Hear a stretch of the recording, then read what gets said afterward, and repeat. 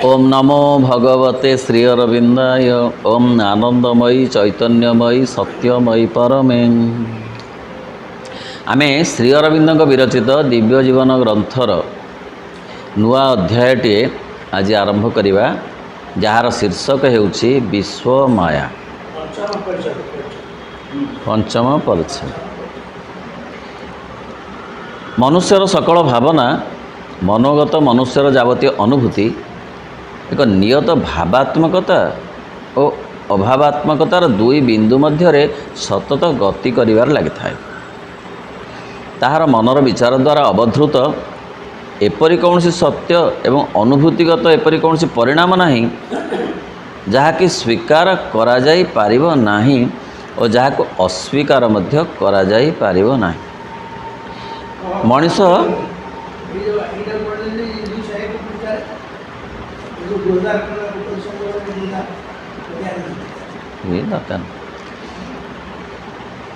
तेणु ना सी कहते मनीष मनर जीव, मनुपुत्र, मन तार मालिक, मन तार नेता, मन अवस्थार तार चलनी। मन एमती गोटे उपादान रे गढ़ा जोटा सबु बेले दीटा कथारे गढ़ा है, किसी नेगेटिव किसी पॉजिटिव कथार से तैयारी होता तैयारीटा सेमती द्वंद्वात्मकतार मनुष्यर मन तैयारी होती। तेणु ता भितर केतेबेले भाव आसूची, केतेबेले अभाव आसूची, अर्थ केतेबेले फीलिंग्स आसूची, इमोशन आसूची, तो आउ केतेबेले घृणा आसूची, विरक्ति आसूची, संसार प्रति भाव आसूची, पुणी केतेबेले अभाव आसूची। आ गोटे मनुष्य प्रति केतेबेले भाव तैयारी होउची तो केतेबेले अभाव तैयारी होउची। ता निज प्रति सबुठु बड़ कथा होउची जे साइकोलॉजिस्ट माने परीक्षा करी देखिछंती जे मनुष्य ता निज उपरे जेतिकी संतुष्ट प्राय सेतिकी असंतुष्ट बा अधिक ताकू से माने एक्सपेरिमेंट कर देखिछंती। बहुत स्टूडेंट मानक अंततः निया जाए मो बाणी विहार देखिछि सेमाने सब तांको दिया जाए गोटे गोटे तो प्रोफर्मा भली सेमाने ताको फिलअप करती और ना लिखती ना तले ना लिखती ना खाली फिलअप करती असेसमेंट से मु भी थी दी चार थर से थी मुझे देखी। तुमको तुम परिवेश भल लगे कि तुमको तुम घर भल लगे कि तुमको तुम जो पाठ पढ़ुच भल लगुच कि तुमको जो तुम रोच ता भल लगुच कि सभा शेषटा थाए तुमको तुमर अंग भल लगुच शरीर भल लगुच कि केते नेगेटिव आस से बुझी होची जे मनीष भाव भी बेले बेले अच्छी निज प्रति पुणी अभाव भी अच्छी नहेले ना ना ना ऑल डिपार्टमेंट्स आम नहीं आसती पीजी पिला आ क्या ना लिखे तो तेणु आम मनर अनुभूति अच्छी ताहा भूल नुहे कि परिपूर्ण ठीक भी नुहे, ताहा भूल नुहे। से माँ कहते जे अन्यर मतामत को शुण जान एवं ता भितर मध्य किछि अच्छी बोलिकी बुझ सेटा शुण नुहे ता भितर भी किछि अच्छे अन्यर मतामत। तेणु से कहले दुई बिंदु भितर मनीष रही जाइछि मन रही मनर। तेणु मनर विचार द्वारा ताको अस्वीकार भी आम करिपारिबा नहीं। जनकर मत को जनकर अनुभूति को जो अनुभूति मानंकु संग्रह करी लेखा जाइछि लोक साहित्य लोकगीत एटा जो अनुभूति मानंकु नेकी लेखा होइछि चाष तरतर बणिज मठ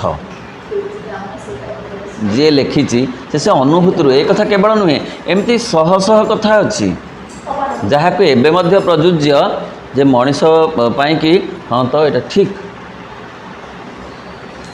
शुभस्य शीघ्रम यहाँ जेतिकी ठीक पुणी विलंबे कार्य सिद्धि से भी सेतिकी ठीक दीटा कथा डायमेट्रिकली अपोजिट नुहे कि किंतु दीटा जाक ठीक नुहे कौटी विलंबर कार्य सिद्धि हम कौटी शुभस्य शीघ्रम तेणु दीटा जाक कथा सब बेले ए पृथ्वी रे चली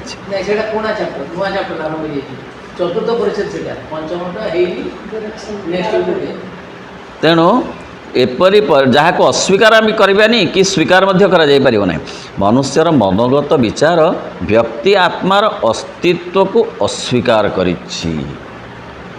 आरंभ है प्रकृत में पाठ मनीष मन श्री अरविंद सप्तदश अध्याय एथर सप्तदश अध्याय रे लाइव डिवाइन रे कहउछंती जे मनीषर मन तीनिटा कथा को अस्वीकार करिछि किंतु भितरे भितरे स्वीकार करिछि।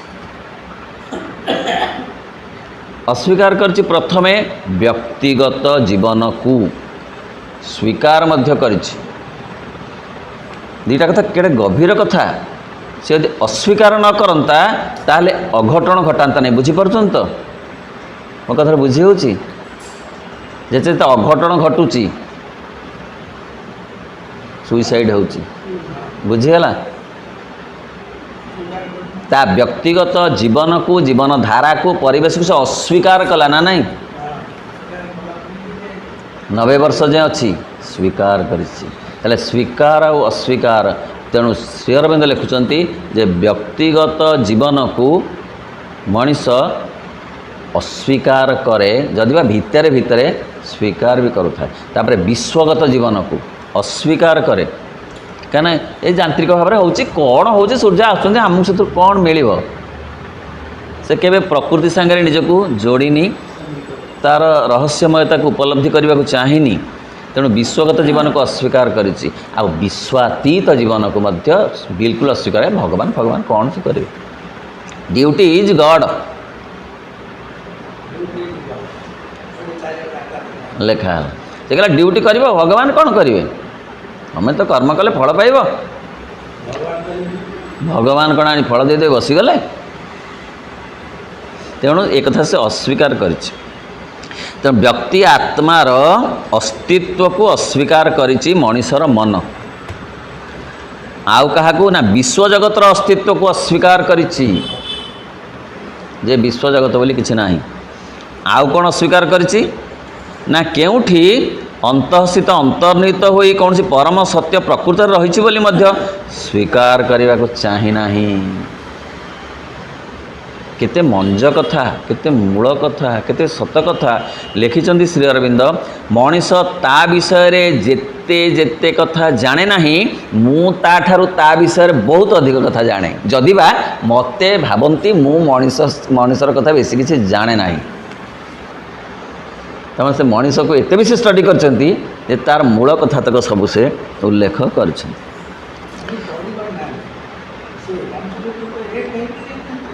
हाँ पुणी जीव और जगतर अतीत कौन सी परम सत्य रही बोली अस्वीकार करिछि पुनर्जन्म को पुनर्जीवन को मनीष मन अस्वीकार करिछि चारिटा कथा मनीषर मन नियत अस्वीकार करिछि ता निज को पृथ्वी को भगवान को पुनर्जन्म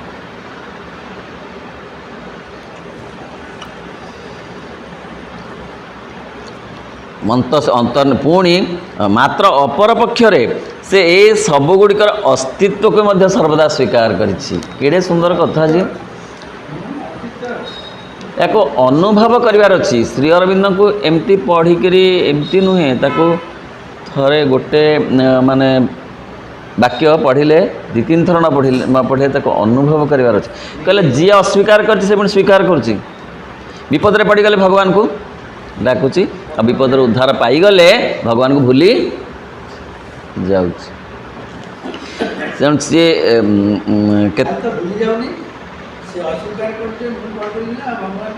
मात्र अपर पक्षरे से यही सबर अस्तित्व को मध्य सर्वदा स्वीकार करि आसिछि निज को स्वीकार करिछि बोली बंची रहिछि विश्व को स्वीकार करिछि बोली ता शरीर प्राण मन विकास पथर कारण विश्वर केते प्रभाव ता भीतर रोची ता नहले पवन न थांता से निज को स्वीकार करमु ପାଣି ନଥାନ୍ତା, ମାଟି ନଥାନ୍ତା, ବୁଝିପାରନ୍ତା କି?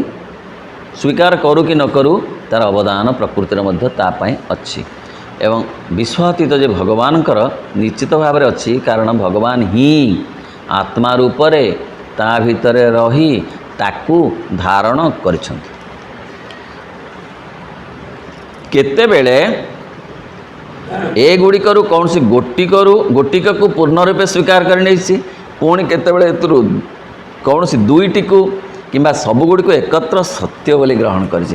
ତା ଜୀବନରେ ଏମିତି ଆସିଛି, ଏମିତି ଏକ ସୁବର୍ଣ୍ଣ ସମୟ ଆସିଛି, ଦେବମୁହୂର୍ତ୍ତ ଆସିଛି, ଗୋଲ୍ଡେନ୍ ଟାଇମ୍ ଆସିଛି, ଯେତେବେଳେ ତିନିଟା ଯାକ କଥାକୁ ମଧ୍ୟ ସେ ଏକ ସମୟରେ ସ୍ୱୀକାର କରିଛି।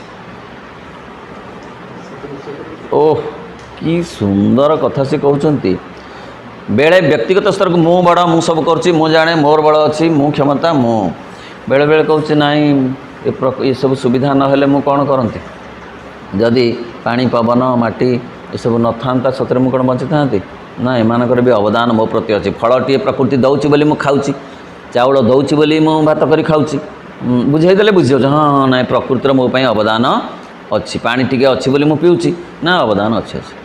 କିନ୍ତୁ ଦୁଇଟା କଥା ହୁଏତ ସ୍ୱୀକାର କରୁଛି, ବେଳେବେଳେ ଗୋଟେ କଥା, ଆଉ ବେଳେବେଳେ କ'ଣ କରୁଛି ତିନିଟା ଯାକ କଥା ସ୍ୱୀକାର କରୁଛି। ନା, ଭଗବାନ ଅଛନ୍ତି, ଭଗବାନ ଏସବୁ ଗଢ଼ିଛନ୍ତି, ଭଗବାନ ହିଁ ଥିବାରୁ ମୁଁ ଏଠି ରହିଛି, ସବୁ ତାଙ୍କରି କ୍ରିୟା।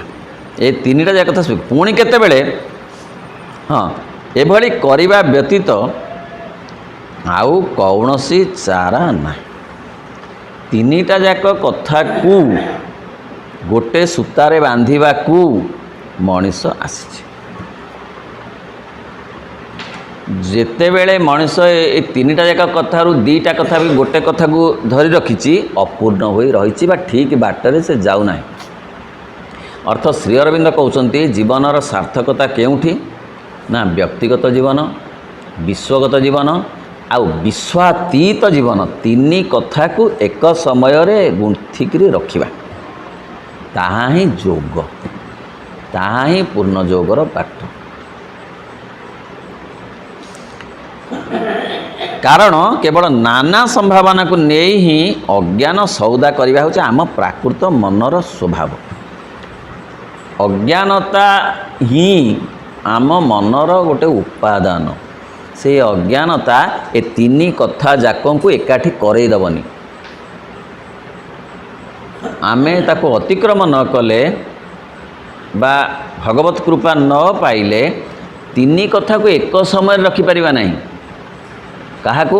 ଭଗବାନଙ୍କୁ, ପ୍ରକୃତିକୁ, ନିଜକୁ। ସେଥିପାଇଁ ତ କହିଲେ ଶ୍ରୀ ଅରବିନ୍ଦ ସାବିତ୍ରୀ ମହାକାବ୍ୟରେ କହୁଛନ୍ତି କ'ଣ? The mind learns and knows not. ଯା ପାଠ ଶେଷ, ପାଠ ଶେଷ ଧାଡ଼ିକରେ। Mind learns, MA BA PhD, ପଢ଼ି ପଢ଼ି ବୁଝି ବୁଝି ବୁଝି ବୁଝି field study, but knows not.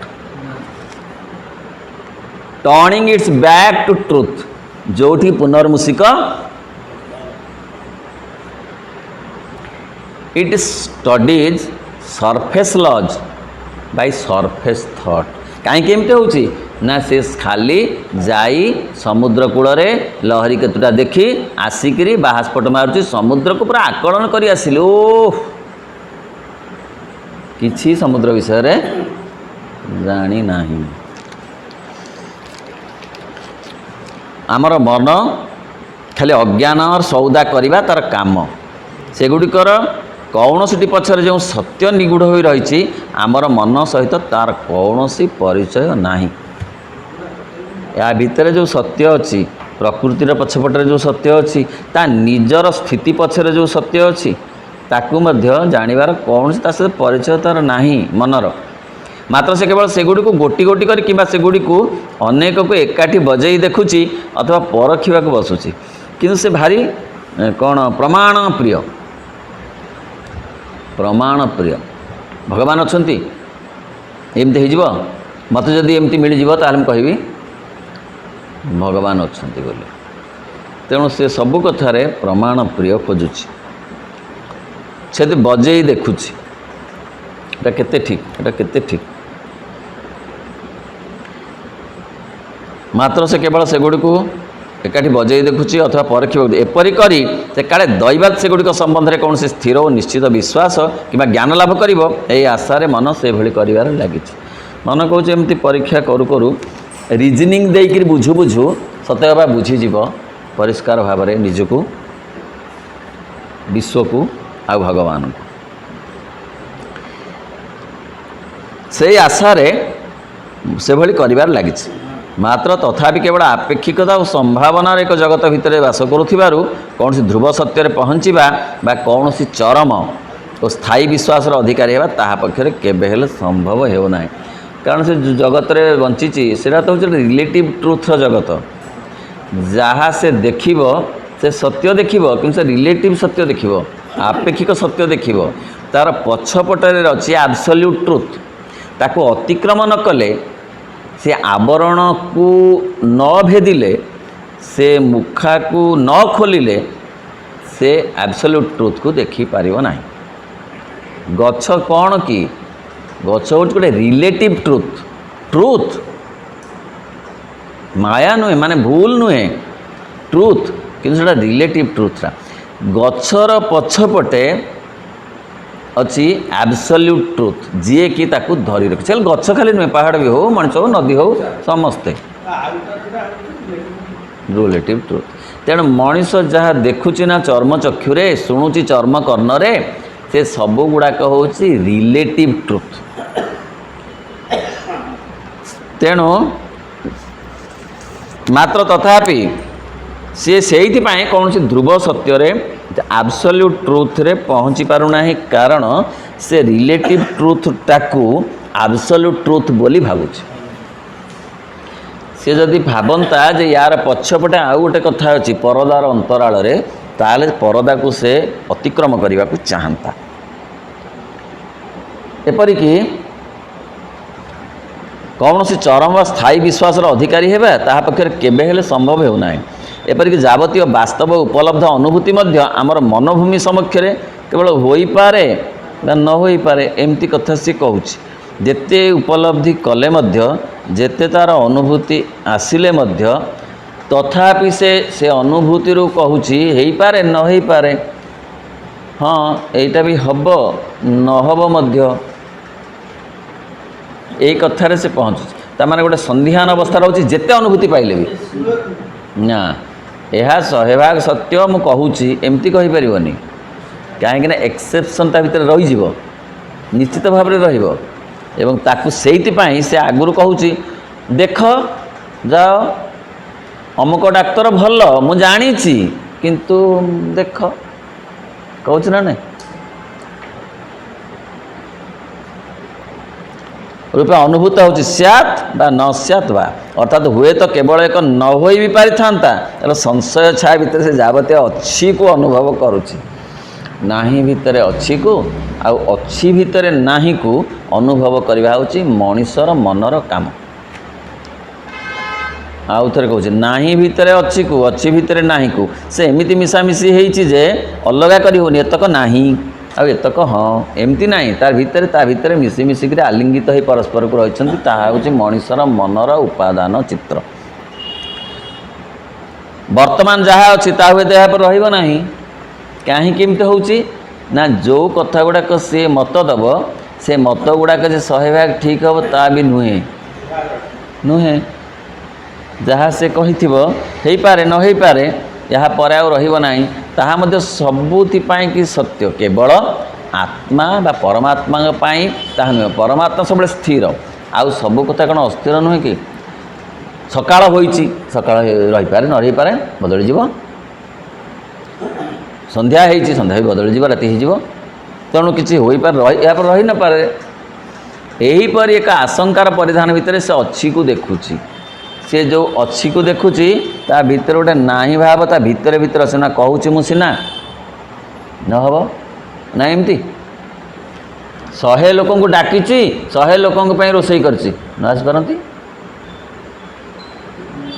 କେବେ କହୁଛି କି ମୁଁ ଠିକ୍ ଜାଣିଛି ଠିକ୍ 100 ଲୋକ ଆସିବେ ଚିନ୍ତା କରନା କହିପାରୁଛି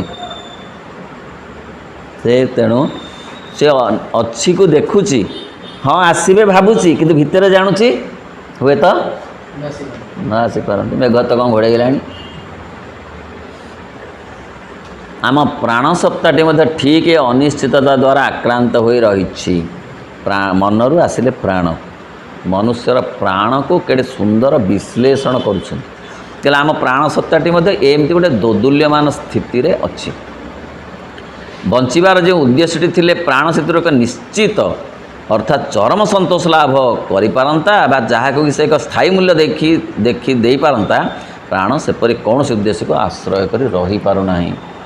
କହିଲେ ସତ୍ୟରେ ମଣିଷର ନିର୍ଦ୍ଦିଷ୍ଟ ଲକ୍ଷ୍ୟ ନଥିବାରୁ ପ୍ରାଣ ତାକୁ ପୂର୍ଣ୍ଣ ସହଯୋଗ କରିପାରୁନି। ସେ ତ ନିଜେ ତ ଲକ୍ଷ୍ୟଟା ବିଚଳିତ, ଏ ଲକ୍ଷ୍ୟ ତ ହଲ ହଲ, ଆଉ ପ୍ରାଣ ତାକୁ କେମିତି ସହଯୋଗ କରିବ? କ'ଣ ଲକ୍ଷ୍ୟ ନା ମା କହୁଛନ୍ତି ଲକ୍ଷ୍ୟ ହେଉଛି to discover the divine, to realise the divine, to manifest the divine is the aim of the man, ମଣିଷ। ତାହେଲେ ତିନିଟା କାମ, ଏଇଟା ତା'ର ଲକ୍ଷ୍ୟ, ମୌଳିକ ଲକ୍ଷ୍ୟ, ମୂଳ କାମଟା। ତାହେଲେ ସିନା ପ୍ରାଣ ଆମକୁ ସେଇ ଦିଗରେ ସହଯୋଗ କରିବ।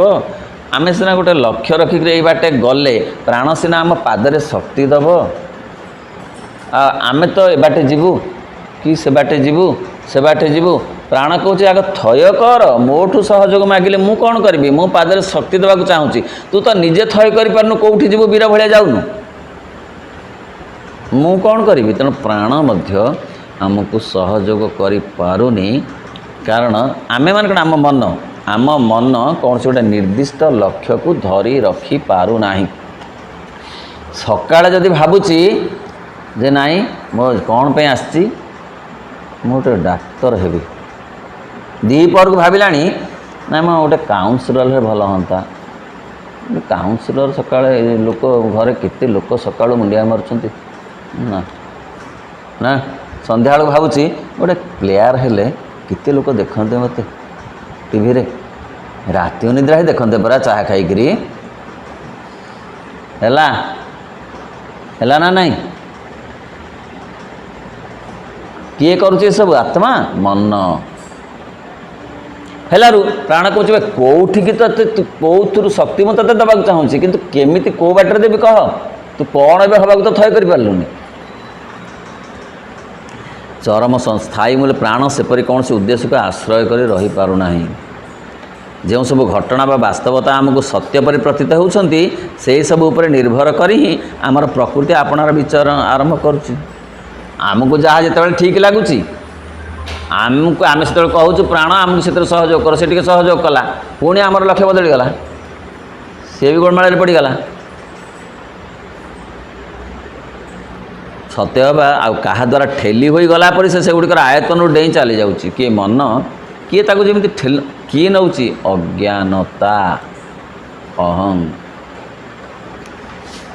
ଅହଂ ପ୍ରଲୁବ୍ଧ ହୋଇଯାଉଛି। ଯଶ ବଢ଼ିବ, ଏଇଥିରେ ଯା, କ୍ଷମତା ବଢ଼ିବ, ରାଜନୀତି କର, ବହୁତ ପ୍ରତିଷ୍ଠା ମିଳିବ, ଯାହା ତୁ ଗୋଟେ ପ୍ଲେୟାର ହୁଅ, ଧନୀ ହୁଅ, କ'ଣ ଗୋଟେ ହେଲେ କହୁଛି ମନ। ଏମିତି ସବୁ ତାଙ୍କୁ ପ୍ରଲୁବ୍ଧ କରୁଛି ମଣିଷକୁ। ଅନିଶ୍ଚିତ ନାନା ସମ୍ଭାବନାର ଅନୁଧାବନ କରିବାରେ ଲାଗିଯାଉଛି। ଅନିଶ୍ଚିତ ନୁହେଁ, କେଡ଼େ ସତ କଥା ଲେଖିନାହାନ୍ତି। ଲାଗିବ ଭାରି ଶୁଷ୍କ ଲାଗୁନି କି? ଶୁଷ୍କ ନୁହେଁ।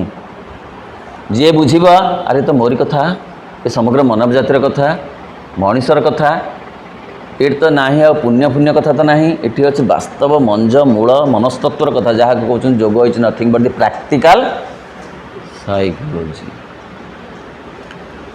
ଅନିଶ୍ଚିତ ନାନା ସମ୍ଭାବନାର ଅନୁଧାବନ କରିବା, ନାନା ସମ୍ଭାବନା ଥୟ କରି ସେ ପାରୁନି, କୁଆଡ଼େ ଯିବି। ପରିଣାମରେ ପରିଶେଷରେ ଯେଉଁଗୁଡ଼ିକ ସତ୍ୟ ବୋଲି ଭାବି ସେ ଆପଣାର ଯାତ୍ରା ଆରମ୍ଭ କରିଥିଲା, ସେଇଗୁଡ଼ିକ ସତ୍ୟତାକୁ ସେ ସନ୍ଦେହ କରିବାକୁ ଆରମ୍ଭ କରୁନି।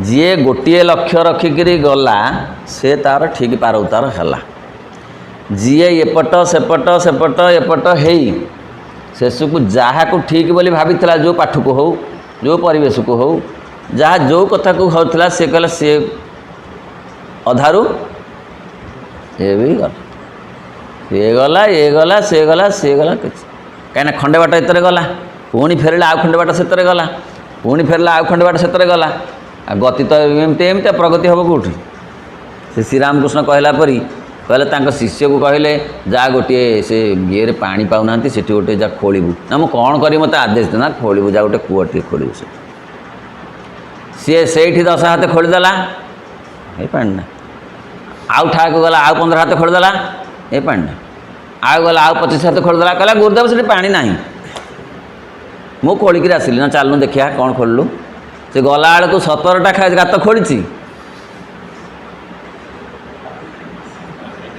किंतु पानी ना गात कि 17टा खोली कोटा 10 कोटा 15 हाथ कोटा 22 हाथ खोली कहला अरे एतक जगह सब गोटे जगार खोली था पानी पड़ी था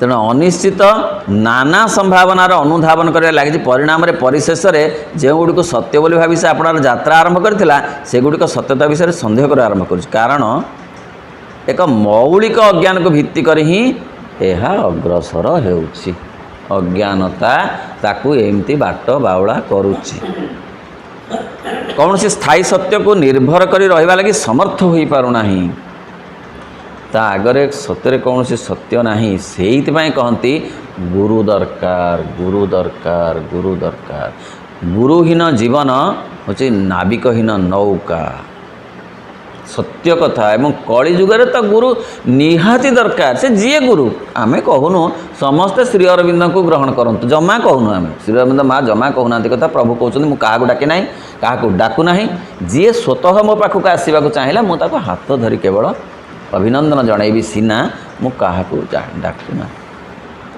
जी जहाँ को धरू गुरु न धरिले से जीवन होची अर्थहीन जीवन पवन नहीं से नौका को कौटी पिटिदेव नाविक विहीन नौका को पवन कौट जो बाड़े भांगी चुरमार करदेव तेणु जड़े नाविक दरकार ना पाई जड़े गुरु दरकार जीवन पाई स्थायी सत्य हुए तो प्रयोजन बेले ताहा जो सब सत्य उपर आस्था करी बाट चलुची से गुड़ समस्त परिशेष केवल आंशिक सत्य बोली प्रमाणित होउछन प्रयोजन थिला बहुत धन मिलगला देखला कौन है धन रे प्रबल डायबिटीज आंबुटी किणी खाइबार नहीं अरे वृथा है ना नहीं खाली धन रे नहीं जस क्षमतार अपव्यवहार करी आजिकल सीना ना अतीत जानते जो मैंने सब सत लोक थिले से माने परिस्थिति चापर पड़ी दुर्नीति करती मो अतीत कथा कहूँ एवं केते केते से विलाप करती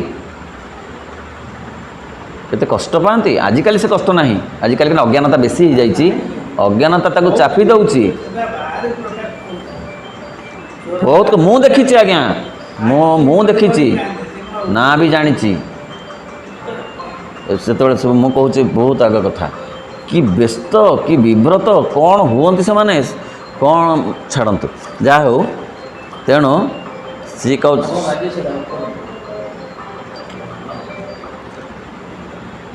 हुए तो प्रयोजन बेले जो सत्य को सत्य बोली धरी थिले धन को हो जस को हो क्षमता को हो जहाँ कहते यही गोटाक ठीक मुझे गोटाक धरले ही मो जीवन धन्य हम से कथाटा मध्य देखिले जे ये नुहे आंशिक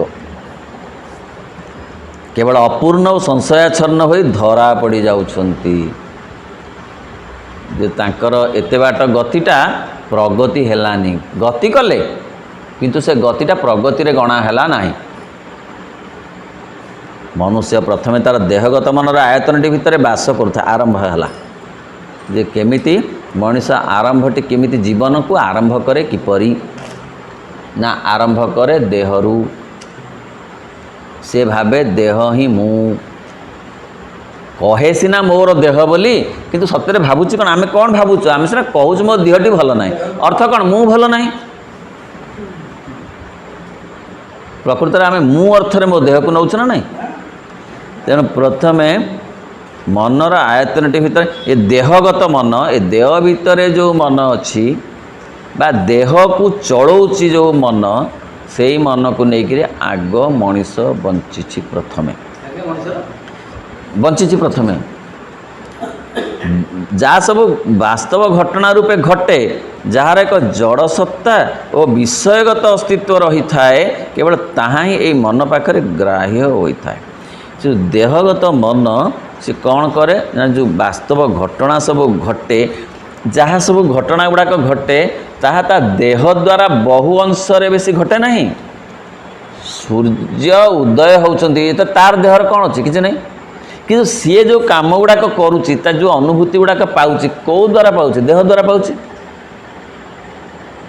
तार काटी हो जाऊ कि भांगी जाऊ कि से कौटी गोटे गला कि फिस्ट खाइला कि जहाँ से करुच्ची संगीत शुणिला जहाँ से करुच्ची ये ता भितर रही ता देहगत मन देह द्वारा ये घटना गुड़ाक घटू ना कि बा तार जो अभिज्ञता गुड़ाक होची घटू ना कि देहगत अभिज्ञता गुड़ाक बेसी ना नहीं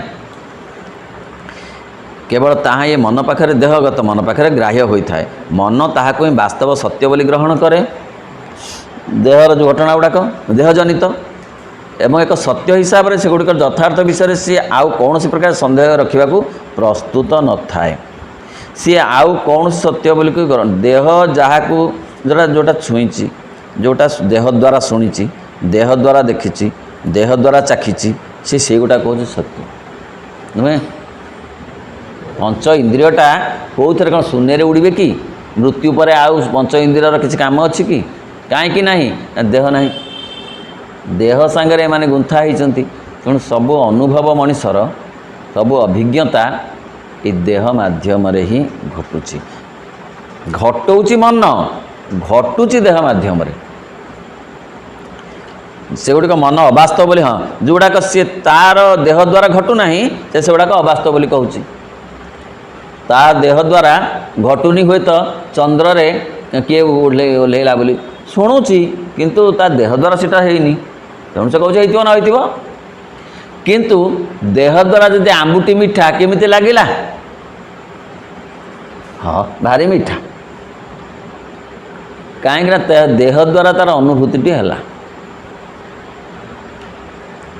जहाँ जड़सत्ता विशिष्ट नुहे जार विषयगत अस्तित्व नहीं से मन अवास्तव बोली कहे अनुपलब्ध बोली कहे विषयगत जार नहीं जोड़ा सब्जेक्टिव नुहे जोड़ाक जहाँ सहित तार गोटे संपर्क ना सीधा सड़क केवल सेतिकी बेले से गुड़िक वास्तव घटना परिणत होकर सफल हुए जड़सत्ता विशिष्ट हुए एवं एक विषयगत अस्तित्व को धारण करें सेतिकी बेले जाई मन से गुड़ संपूर्ण वास्तव बोली ग्रहण कर प्रस्तुत थाए से पर्यंत मन शुणिकी नुहे से छुईकी देखिकी शुणिकी चाखिकी सबू कथा करी ताको सब्यस्त कले कहे ना हाँ ठीक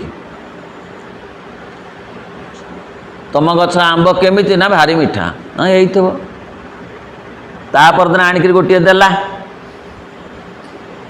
कहला केमी है सतरे मीठा ठीक ना सतरे मीठा कहीं देह सहित कनेक्ट है बोली ता ना से कह के जानी ना हो तार मन आपणार निज सत्ताटी को मध्य मन एक इंद्रियग्राह्य विषय बोली विचार करि थाए हाँ इंद्रिय द्वारा ही निज को निजे बुझुए शुणुए जाणुए तेणु निज को निजे जानापी तार इंद्रिय माने ही सहायक आ कौ बाट जान एक इंद्रियग्राह्य स्थूल देह भितर अवस्थान करुच्ची बोली से आपणार सत्ता को सत्य और वास्तव बोली मन करे ठीक यहीपर एक प्रमाणर मानदंड उपर ही से अन्य जावतीय आशयगत सत्ता और वस्तु गुड़ी को ग्रहण करता से निज थारे परीक्षा करी सारी से ही कथा गुड़ाक बहु परीक्षित बोली लेखे चीनी मीठा से परीक्षा कर देखी तेणु कहूँ जे चीनी मीठा बोली से कहूँ आग निज ठीक परीक्षा करदेला तापर से ताकू ଯାବତୀୟ ବସ୍ତୁଗୁଡ଼ିକୁ ସେ ଗ୍ରହଣ କଲା ଯେ ଏଇଟା ଏଇଭଳି କଥା।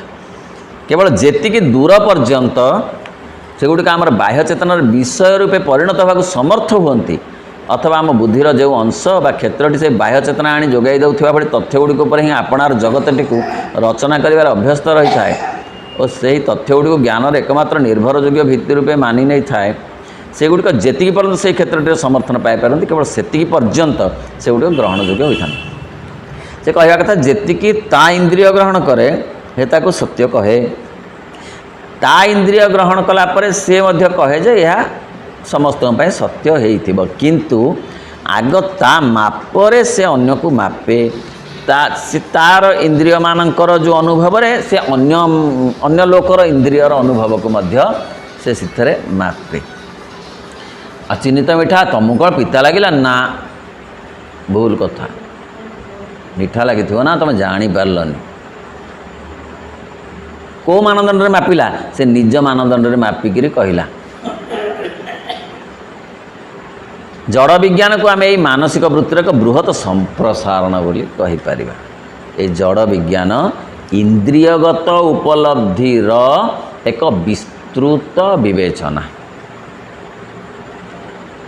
ଜଡ଼ ବିଜ୍ଞାନ ଉପଲବ୍ଧ ହୁଏ ପଞ୍ଚ ଇନ୍ଦ୍ରିୟ ଦ୍ୱାରା। ଯେତେ ଯେତେ କଥା ଆମର ତେଣୁ ବିଜ୍ଞାନ, ଜଡ଼ ବିଜ୍ଞାନ, ଏଇ ଯେଉଁ ମ୍ୟାଟେରିଆଲ ସାଇନ୍ସଟା ଇନ୍ଦ୍ରିୟ ଗ୍ରାହ୍ୟ, ଆତ୍ମା ସହିତ କିଛି ସମ୍ପର୍କ ନାହିଁ। ଜଡ଼ ବିଜ୍ଞାନ ଆତ୍ମା ଗ୍ରାହ୍ୟ ନୁହେଁ।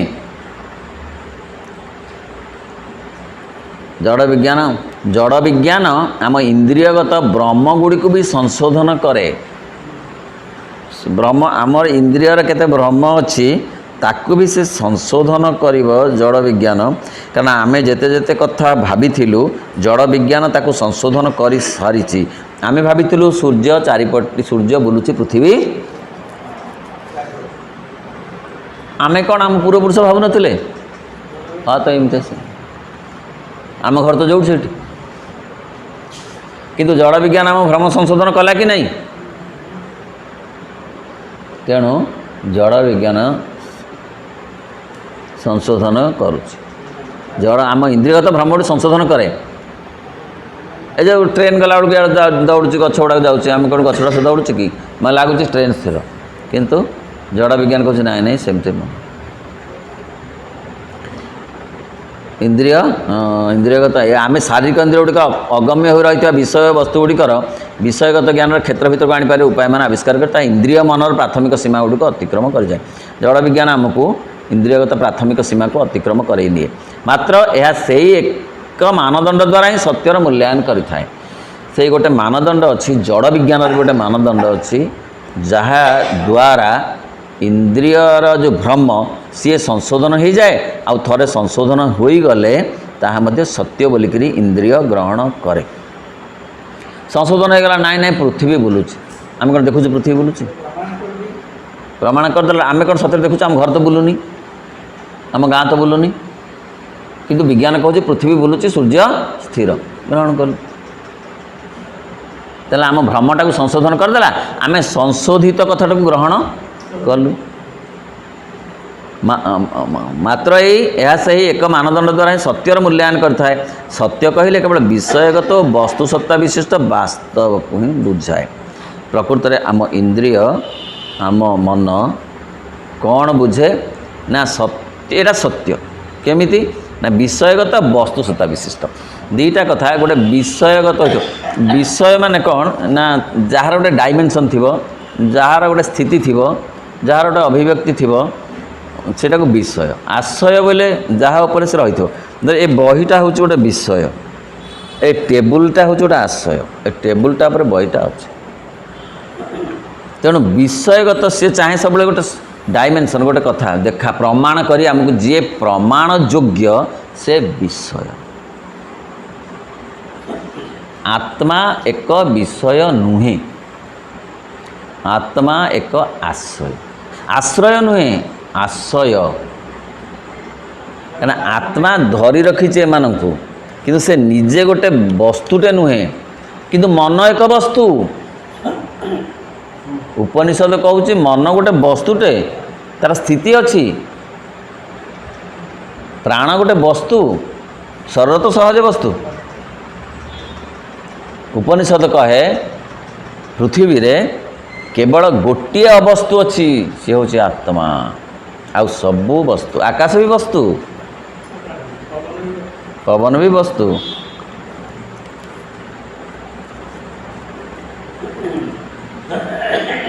तेणु सी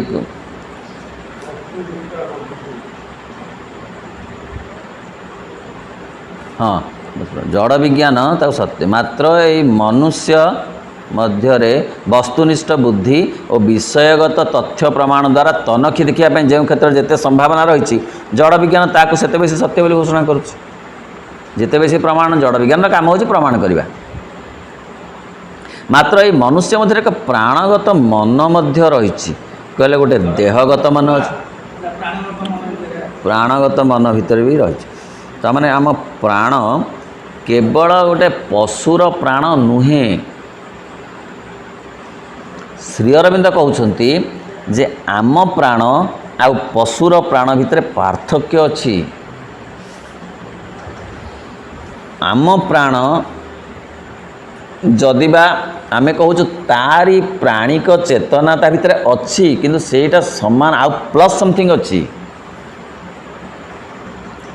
से प्लस समथिंग हूँ प्राणगत मन आम भीतर जो प्राणगत मन अच्छी। पशुर देह आम देह एमती समान, ता भिसरा गुड़ा कौन समान नहीं। तार हार्ट अच्छी, तार लंग्स अच्छी, तार सब आखि अच्छी, तार नाक अच्छी, तार कान अच्छी, पशुर अच्छी। किंतु से देह आम देह भितर समान नुहे, प्लस समथिंग। प्लस समथिंग हूँ देहगत मन गोटे अच्छी। ता प्राण आम प्राण जदि आहार निद्रा इत्यादि इत्यादि समान, ता बोले से प्राण ये ना आउ टे डेभलप्ड हो। डेभलपमेंटा कौन मिसिक डेभलपमेंट होता भर मन, ता भर प्राणगत मन अच्छी। तेणु से प्राणगत मन मनुष्य भितर अच्छी। एक प्राणमय मनभूमि रही जहाँकि वासनार एक निमित्त रूपे कार्य करुच्ची। प्राणीर अच्छी प्रवृत्ति, मनीषर अच्छी वासना।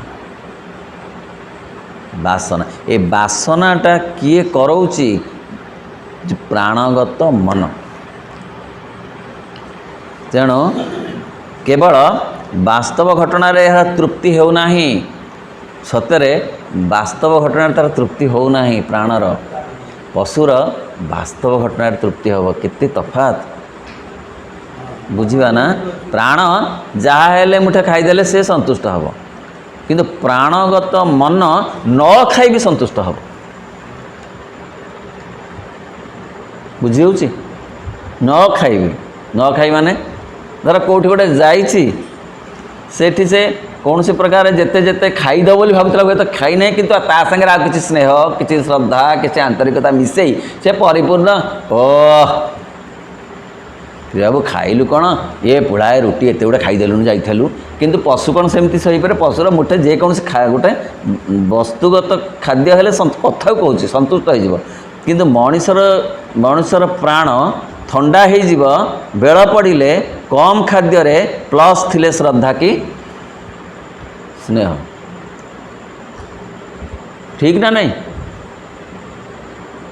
कहीं ना तार प्राणगत मन अच्छी। जो प्राणगत मन भरीगले तार प्राण भी भरीज।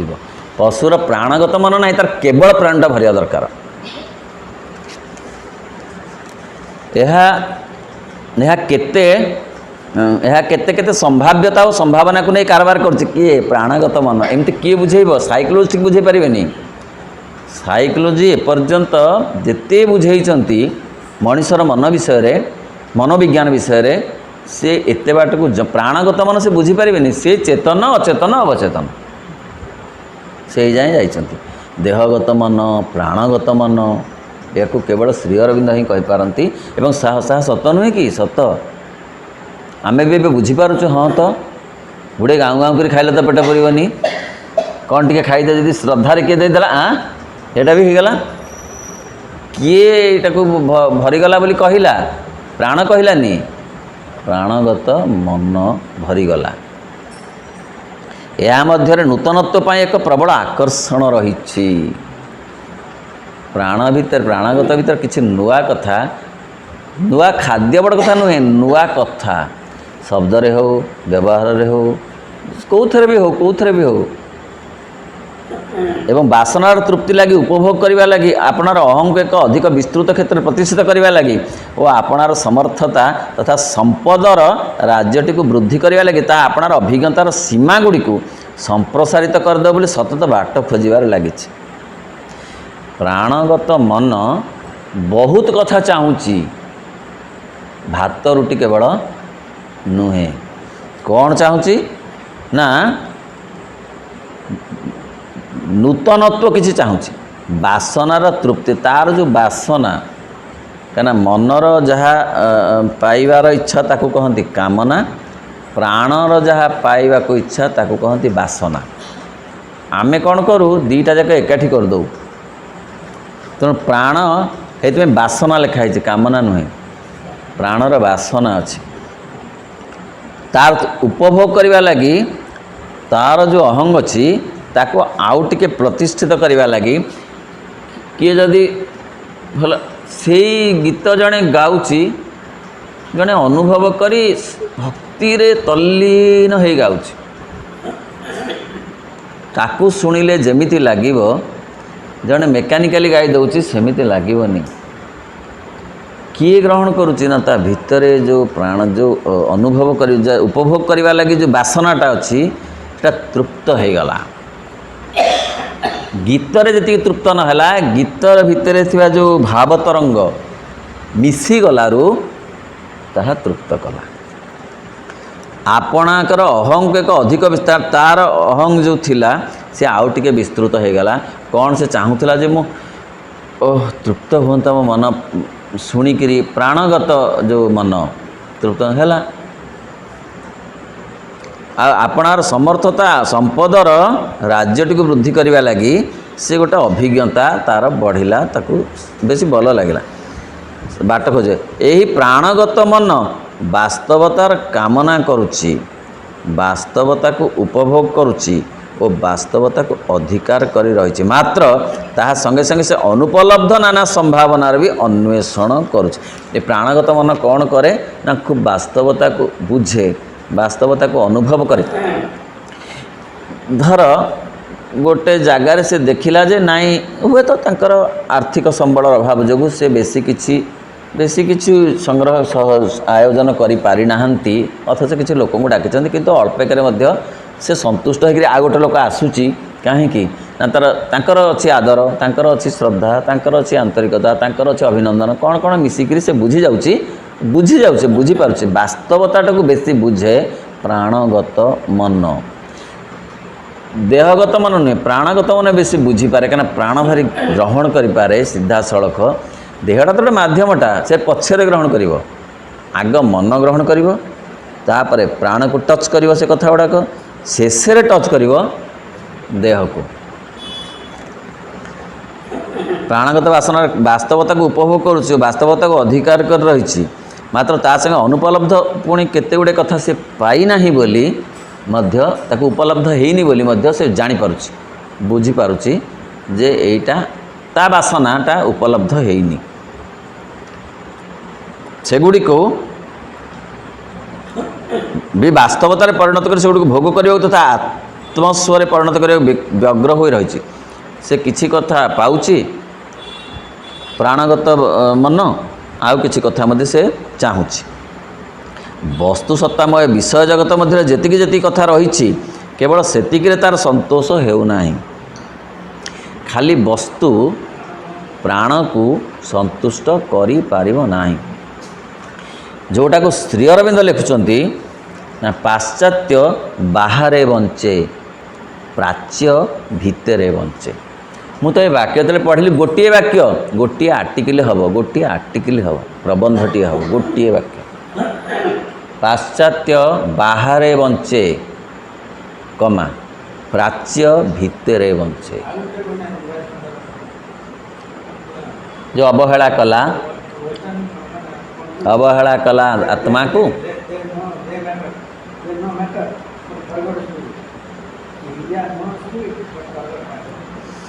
तेणु ଏଇ କେଡ଼େ ଭଲ ଭାବରେ କହୁଛନ୍ତି ଯେ ସେ କ'ଣ କଲା ନା ବସ୍ତୁ ସେତିକିରେ ତାର ସନ୍ତୋଷ, କେବଳ ସେତିକି ସନ୍ତୋଷ ହେଉନାହିଁ, ବିଷୟଗତ ଜଗତରେ ଯେତେ କଥା ଅଛି ସେଥିରେ ପ୍ରାଣ ସନ୍ତୁଷ୍ଟ ନୁହେଁ, ଆହୁରି ଅନେକ କଥା। କାହିଁକି ନା ତାର ଗୋଟେ ମନ, ପ୍ରାଣଗତ ମନ ଅଛି। ପ୍ରାଣୀ ସନ୍ତୁଷ୍ଟ, ପ୍ରାଣୀ ବସ୍ତୁରେ ସନ୍ତୁଷ୍ଟ, ମାନେ ବସ୍ତୁ ଖାଦ୍ୟରେ ତାର ଯେତିକି ସେ ସନ୍ତୁଷ୍ଟ। ମାତ୍ର ଆପଣର ଆଶୟଗତ କ୍ଷେତ୍ରରେ ମଧ୍ୟ ଏହା ଆପଣର କଳ୍ପନା ପ୍ରବଣତା ଓ ବିଶୁଦ୍ଧ ସମ୍ବେଗମୟତାର ଭୂମି ଉପରେ ଆଉ କେତେ କେତେ ସନ୍ତୋଷ ଓ ସୁଖର ସନ୍ଧାନ କରିଛି। ଆଶୟଗତ, ଯାହା ଉପରେ ଏ ପ୍ରାଣ ରହିଛି। କାହା ଉପରେ ନା ପ୍ରାଣଗତ ମନ ଉପରେ ଏ ପ୍ରାଣର ଏମିତି ରହିଛି। ହେଲେ ଏଇ ଯେଉଁ ମୂଳଟା ନା, ତାର ଯେଉଁ ମୂଳଦୁଆଟା, ସେ ମୂଳଦୁଆ ତାର କେତେ କଥା ଖୋଜୁଛି। ଇଏ ଖୋଜୁଛି ଧର ଖାଦ୍ୟ, ପ୍ରାଣଗତ ମନ ଖୋଜୁଛି ଆଦର। ତେଣୁ ଦୁଇଟା ଯାକ କଥା ମଣିଷ ପାଖରେ ଅଛି, ପ୍ରାଣୀ ପାଖରେ ଗୋଟେ କଥା ଅଛି। ତେଣୁ ସିଏ କେତେ ସନ୍ତୋଷ ଆଉ ସୁଖର ସନ୍ଧାନ କରିବାରେ ଲାଗିଛି। ଖାଲି ଖାଦ୍ୟ ନାହିଁ, ସବୁ କଥା ସେୟା। ବସ୍ତ୍ର ବି ସେୟା ନୁହେଁ। ଅଳ୍ପ ଟଙ୍କାର ବସ୍ତ୍ର ଯଦି ଶ୍ରଦ୍ଧାରେ ଦିଆଯାଏ ସେ ଭଲ ଲାଗିବ, ଆଉ ବହୁତ ଟଙ୍କାର ବସ୍ତ୍ର ଯଦି ବିରକ୍ତିରେ ଦିଆଯାଏ, ଅପା ଠିକ୍ ନା? 100ରୁ 100। ବନ୍ଧୁ ଘର ସତେ, ବନ୍ଧୁ ଘରର ଏତେ ନାହିଁ ସୁବିଧା, ସେ ଅଳ୍ପ ଟଙ୍କିଆ ଲୁଗା ଖଣ୍ଡିଏ ଦେଲେ, ଆମକୁ ଖୁସିରେ ଦେଲେ, ଆଦରରେ ଦେଲେ, ଆମେ ବୁଝିପାରିଲେ ଆମକୁ ଭଲ ଲାଗିବନି। କିନ୍ତୁ ବନ୍ଧୁ ଯଦି ବେଖାତିରି କରି ବହୁତ ଗୁଡ଼ିଏ ଦାମିକା ଦେଇକରି ଫିଙ୍ଗା ଫୋପଡ଼ା କରି ଦେଲା, ଭଲ ଲାଗିବ? ଖରାପ ଲାଗିବ। ଓଲଟି ଭଲ ଲାଗିବ ତ ଦୂର କଥା, ଓଲଟି ଖରାପ।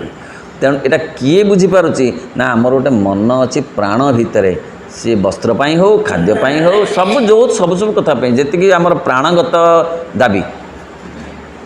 ମନୁଷ୍ୟ ମଧ୍ୟରେ ଯଦି ଏପରି ଏକ ପ୍ରବଣତା ନଥାନ୍ତା, ତେବେ ତାର ଦେହଗତ ମନଟି ଆପଣାର ବିଚରଣର ଚାରିବାଡ଼ ଭିତରେ କେବଳ ଇତର ଯେକୌଣସି ପ୍ରାଣୀ ପରି ହିଁ ଜୀବନ ଧାରଣ କରି ରହିଥାନ୍ତା। ଓ ଏଥିରୁ ବୁଝି ହେଲା ଯେ ପ୍ରାଣୀର ଅଛି ପ୍ରବୃତ୍ତି, ଆଉ ମଣିଷର ଯେଉଁ ପ୍ରାଣରେ ଅଛି ପ୍ରବଣତା। ପ୍ରବଣତା ଆଉ ପ୍ରବୃତ୍ତି ଏକା କଥା ନୁହେଁ। ତେଣୁ ପ୍ରବଣତାଟା ଭାରି ଉଚ୍ଚ ସ୍ତରର କଥା। ଭାବ ପ୍ରବଣତା, ଭାବ ପ୍ରବୃତ୍ତି କିଏ କହୁଛି? ସ୍ନେହ ପ୍ରବଣତା, ଦୟା ଗୋଟେ ପ୍ରବଣତା, ଏଗୁଡ଼ା ସବୁ ଗୋଟେ ପ୍ରବଣତା, ପ୍ରବୃତ୍ତି ନୁହେଁ। ତେଣୁ ଯଦି ଏପରି ପ୍ରବଣତା ନଥାନ୍ତା ପ୍ରାଣରେ, ତାହେଲେ ସିଏ ସେ ପ୍ରାଣୀ ସ୍ତରରେ, ସେ ଚାରିବାଡ଼ ସେ ପ୍ରାଣୀ ପରି ହିଁ ବଞ୍ଚିଥାନ୍ତା ମଣିଷ ସ୍ତରକୁ ଆସିଛି ପ୍ରବଣତା ଯୋଗୁଁ, ପ୍ରାଣୀ ସ୍ତରରେ ରହିଛି ପ୍ରବୃତ୍ତି ଯୋଗୁଁ। ଆପଣାର ପ୍ରଥମ ଯେକୌଣସି ପ୍ରାଣୀ ପରି ହିଁ ଜୀବନ ଧାରଣ କରିଥାନ୍ତା। ଆପଣାର ପ୍ରଥମ ସ୍ତରର ଭୌତିକ ଜୀବନ ଓ ତାର ସୀମା ଗୁଡ଼ିକୁ ଆପଣା ସମଗ୍ର ସମ୍ଭାବ୍ୟତା ରୂପେ ଗ୍ରହଣ କରି ନେଉଥାନ୍ତା। ସିଏ ସେମିତି ସେ ବଣ ମଣିଷ ହିଁ ବି ଥାନ୍ତା, ସେମିତି ଏକ ପ୍ରାଣିକ ଜୀବନ ସେ ଯାପନ କରୁଥାନ୍ତା, ସେମିତି ଚିରିକିରି ଆଉ ପ୍ରାଣୀକି ସେ ଖାଉଥାନ୍ତା। ସେମିତି ନାହିଁ, ସେ ଆଗକୁ ଆସିଛି। କେବଳ ଜଡ଼ଗତ ପ୍ରକୃତିର ପ୍ରତିଷ୍ଠିତ ବ୍ୟବସ୍ଥା ସୀମାଟି ଭିତରେ ହିଁ ବିଚରଣ କରୁଥାନ୍ତା। ଯଦି ତାର ପ୍ରାଣଗତ ମନ ନଥାନ୍ତା, ପ୍ରବଣତା ତା ଭିତରେ ଯଦି ନଥାନ୍ତା, ଏବଂ କେତେବେଳେ ମଧ୍ୟ ତାଠାରୁ ଅଧିକ କିଛି ମାଗୁନଥାନ୍ତା, ଆଉ ଅଧିକ କିଛି ସେ ଚାହୁଁନଥାନ୍ତା, ସ୍ନେହ ଶ୍ରଦ୍ଧା ଆଦର ଯତ୍ନ ଏଗୁଡ଼ା ସେ ଚାହୁଁନଥାନ୍ତା। ପ୍ରାଣୀ କ'ଣ ଚାହୁଁଛି? ମାତ୍ର ଠିକ୍ ଏଇଠାରେ ହିଁ ପ୍ରାଣଗତ ମନ ଅଥବା ଅଶାନ୍ତ ପ୍ରାଣ ସଂକଳ୍ପଟି ମଝିରେ ଆସି ପହଞ୍ଚି ଯାଉଛି। ମଣିଷ ଭିତରେ ସେଇଟା ଆସି ହଠାତ୍ ମଝିରେ ପହଞ୍ଚି ଯାଉଛି ଓ ଆପଣାର ଆହୁରି ନାନା ଦାବି ଦ୍ୱାରା ତଥାକଥିତ ବାସ୍ତବତାର ସୀମା ଭିତରେ ଆବଦ୍ଧ ହୋଇ ବାସ କରୁଥିବା ଏକ ଜୀବନହୀନ ଅର୍ଥାତ୍ ଧରାବନ୍ଧା ସନ୍ତୋଷର ସଂସାରରେ ଅଶାନ୍ତି ସୃଷ୍ଟି କରୁଛି। ସେ ଧରାବନ୍ଧା ଜୀବନକୁ ଭାଙ୍ଗି ଦେଉଛି, ଧରାବନ୍ଧା ପ୍ରାଣିକ ଜୀବନକୁ ଭାଙ୍ଗି ଦେଉଛି। ଏଇ ପ୍ରାଣଗତ ମନ ସୃଷ୍ଟି କରୁଛି ଏକ ପ୍ରବଣତା, ଯେଉଁ ପ୍ରବଣତା କି ତାର ସ୍ୱତନ୍ତ୍ରତା। କାହାର? ମଣିଷର।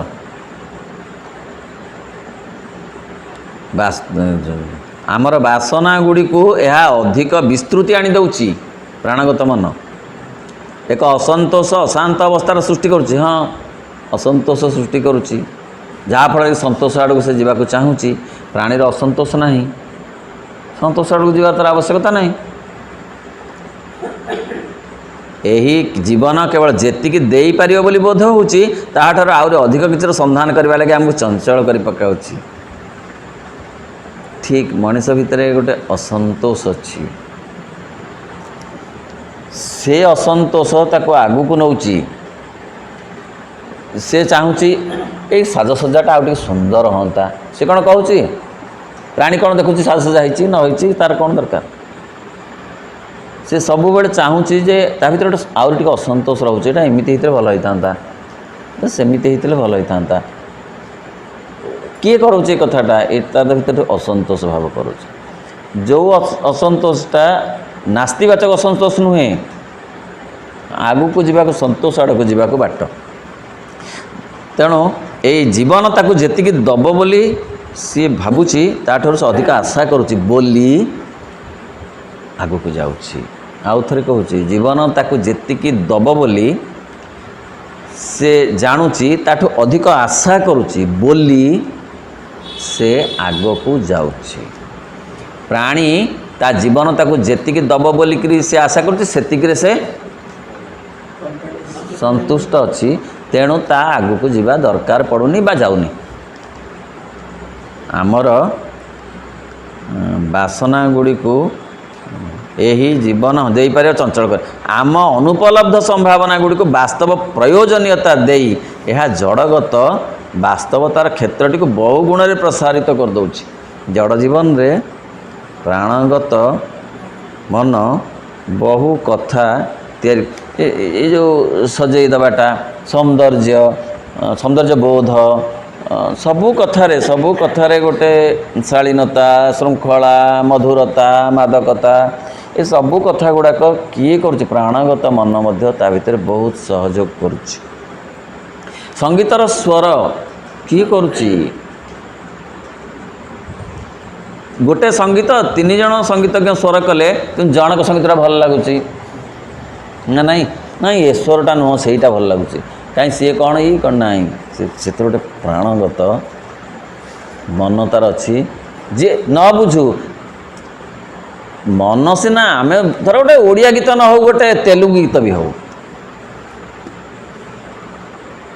भाई ठीक ना गोटे तेलुगु गीत किसी बुझुनु आम कि बुझु से गीतटा तीन जन लोक स्वर कर आमको ओडिया लोक हिसाब से कही दिगला भाई तीन टा गीत शुणु स्वर कौटा आपको भल लगुच कि बुझीनु से स्वर गोटे शब्द भी आम ए बुझीपारुनु किंतु प्राणगत मन कहूँ नहीं ये गोटाक भल लगुच जमीती आम ओडिया गीत भी तीन प्रकार शुणिले ना ये प्रकारटा भल लगुच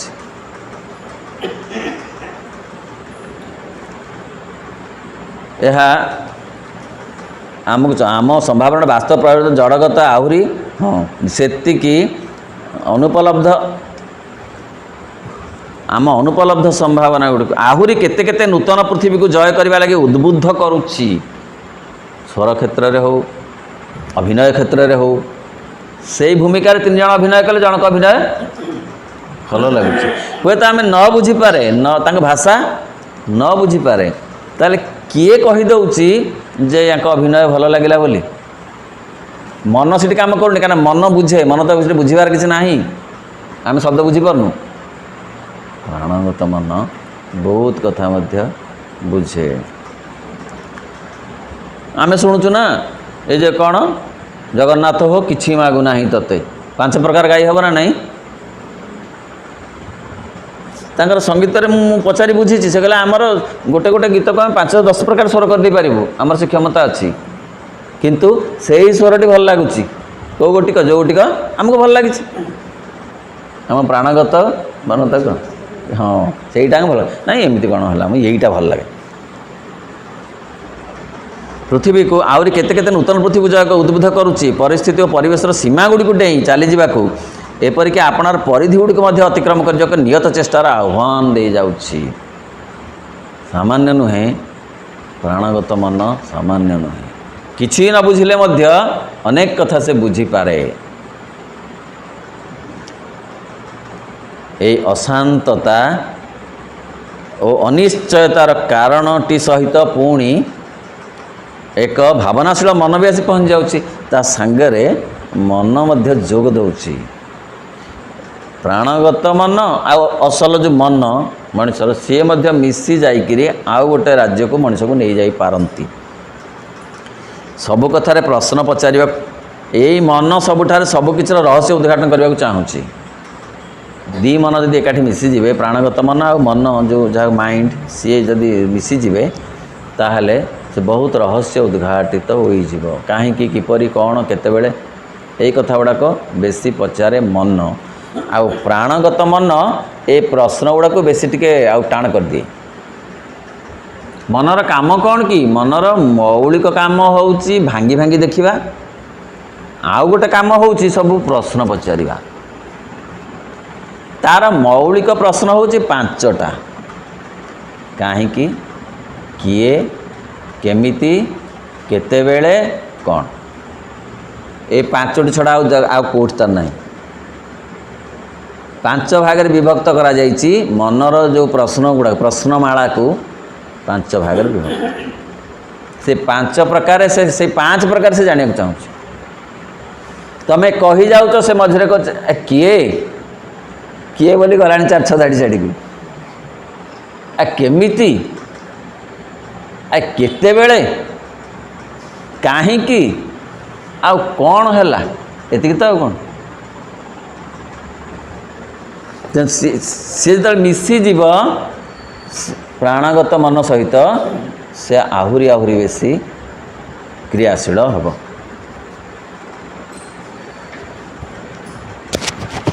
ओम नमो भगवते श्री अरविंदाय। ओम आनंदमयी चैतन्यमयी सत्यमयी परम।